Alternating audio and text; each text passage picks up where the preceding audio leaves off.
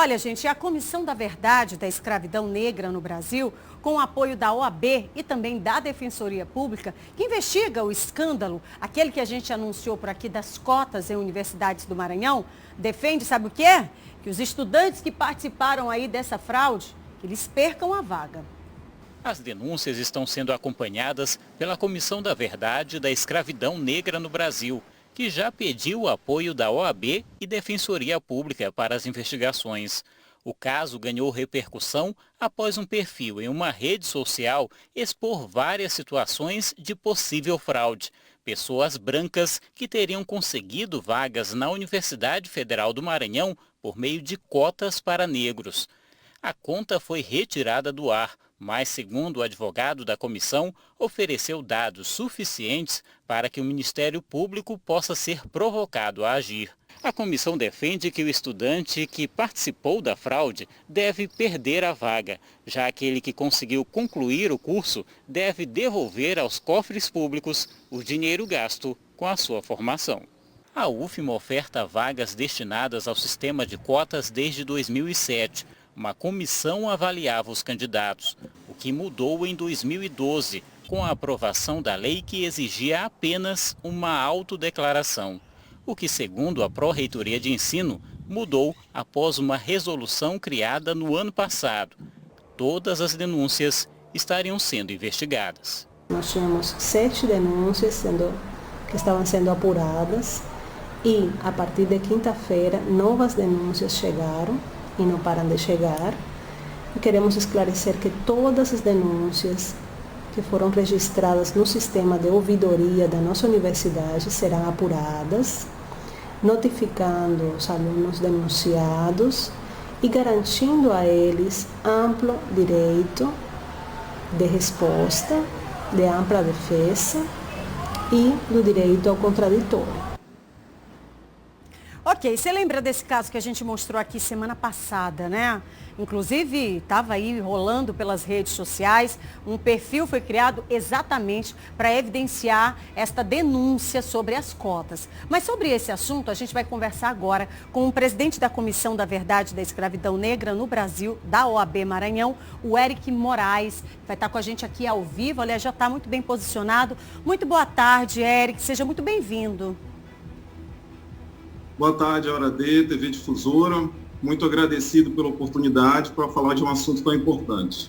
Agora, Eric, olha só, estava conversando aqui e relembrando esse caso que a gente vem evidenciando desde a semana passada. É polêmico, né? É muito polêmico e é preocupante, porque a gente sabe que as cotas, elas na verdade deveriam ser uma destinação para, de fato, quem está obedecendo os critérios. E me parece que isso não está acontecendo. É verdade. É importante a gente falar aos telespectadores da Difusora que a grande diferença entre as manifestações que acontecem lá nos Estados Unidos e o movimento antirracista aqui no Brasil não são os negros, é justamente o branco. O branco americano, a gente pode classificar ele em 2 itens. Em sua grande maioria, são brancos antirracistas, tanto que os negros lá nos Estados Unidos são somente 13% da população e eles estão fazendo barreiras de isolamento, acampando as decisões do movimento antirracista, estão lutando a favor dos negros. E eles lá também têm o branco racista, já que é aquele que se declara e que permeia o caminho do racismo. Aqui no Brasil, a gente ainda tem uma negação por parte do indivíduo branco da situação de racismo. Ele acha que essa situação que não acontece aqui no Brasil, e quando acontece, ele geralmente se chateia, e é preciso explicar de forma histórica o contexto dessas cotas. Elas foram feitas para reverter desvantagens históricas desiguais dos grupos étnicos, principalmente dos negros.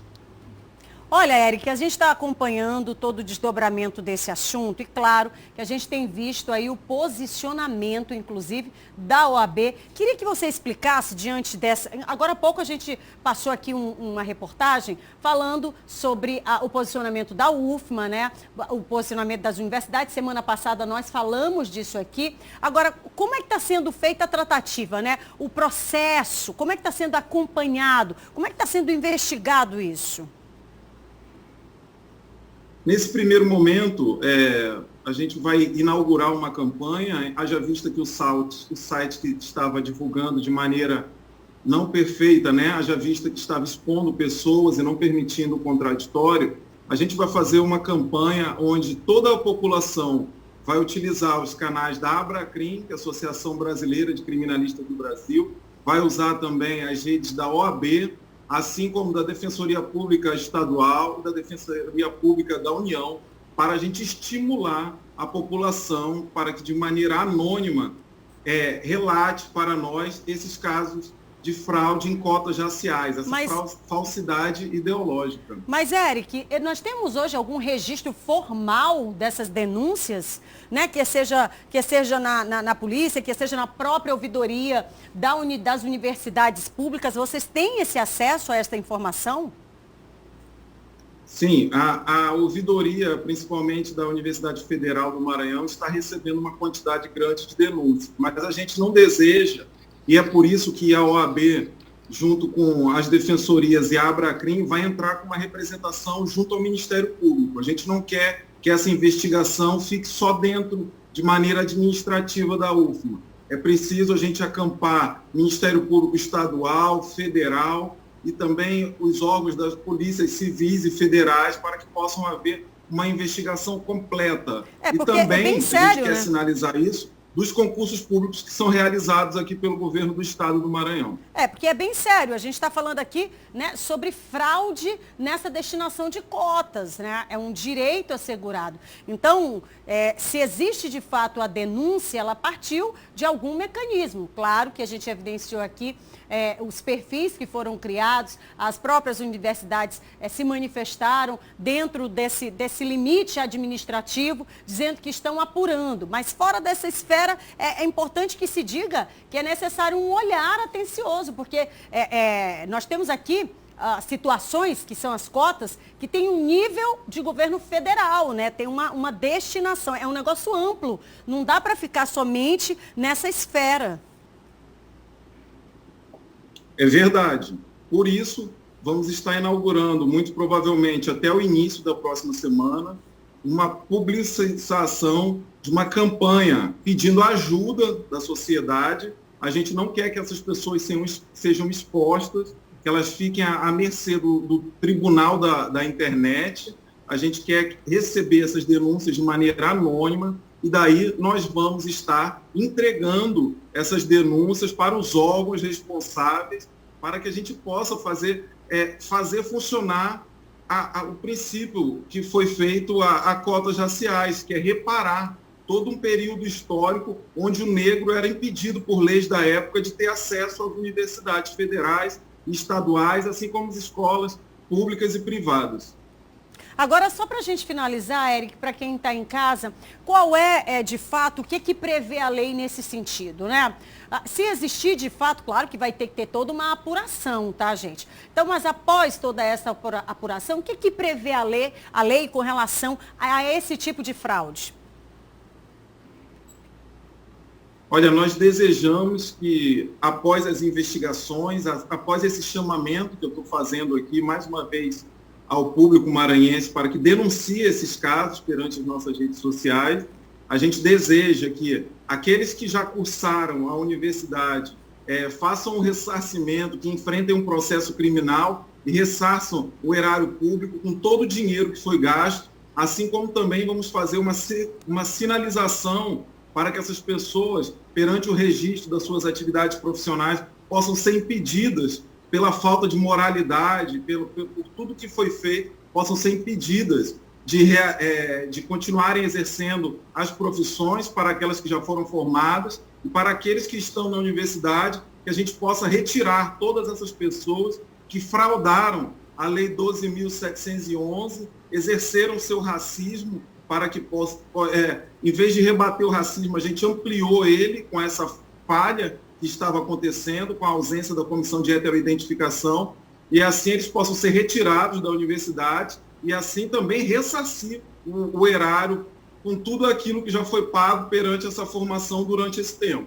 Muito bem, então tá aí, gente. Não é uma forma muito simples de burlar, não, né? Não dá pra gente considerar que esse muro é tão baixo a ponto de fraudar a cota e aí ficar por isso mesmo. Então, tá aí a explicação, doutor Eric, conosco aqui hoje. Queria te agradecer pela participação, tá? Muito obrigado, difusora. Eu quero falar que a primeira lei de cotas que existiu no Brasil foi uma lei feita racista para prejudicar negros, que foi a lei do boi. Ela previa 50% mais 30% aos cursos de agronomia, de escola técnica, para alunos que eram donos de campos ou filhos de fazendeiros e latifundiários. Então, a lei de cota vem a reparar toda uma história, todo um contexto histórico no Brasil que sempre visou a prejudicar a vida do negro, principalmente que ele pudesse ascender na sociedade.